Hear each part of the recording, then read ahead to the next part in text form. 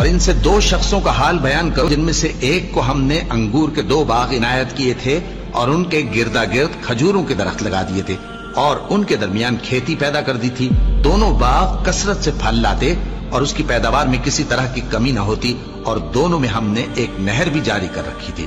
اور اس طرح اس شخص کو ان کی پیداوار ملتی رہتی تھی. تو ایک دن جبکہ وہ اپنے دوست سے باتیں کر رہا تھا کہنے لگا کہ میں تم سے مال و دولت میں بھی زیادہ ہوں اور جتھے اور جماعت کے لحاظ سے بھی زیادہ عزت والا ہوں، اور ایسی شیخیوں سے اپنے حق میں ظلم کرتا ہوا اپنے باغ میں داخل ہوا. کہنے لگا کہ میں نہیں خیال کرتا کہ یہ باغ کبھی تباہ ہو اور نہ خیال کرتا ہوں کہ قیامت برپا ہو، اور اگر میں اپنے پروردگار کی طرف لوٹایا بھی جاؤں تو وہاں ضرور اس سے اچھی جگہ پاؤں گا. تو اس کا دوست جو اس سے گفتگو کر رہا تھا کہنے لگا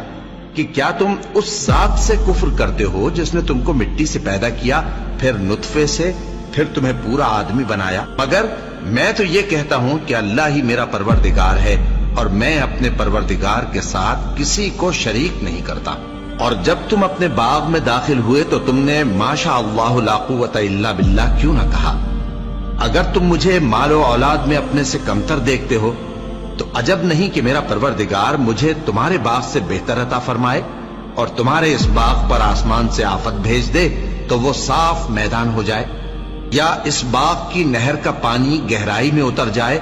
تو پھر تم اسے تلاش نہ کر سکو، اور اس کے میووں کو عذاب نے آ گھیرا اور وہ اپنی چھتریوں پر گر کر رہ گیا. تو جو مال اس نے اس پر خرچ کیا تھا اس پر حسرت سے ہاتھ ملنے لگا اور کہنے لگا کہ کاش میں اپنے پروردگار کے ساتھ کسی کو شریک نہ بناتا. اس وقت اللہ کے سوا کوئی جماعت اس کی مددگار نہ ہوئی اور نہ وہ بدلہ لے سکا.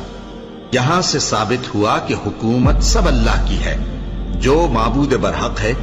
وہی بہترین ثواب عطا کرنے والا اور بہترین انجام لانے والا ہے.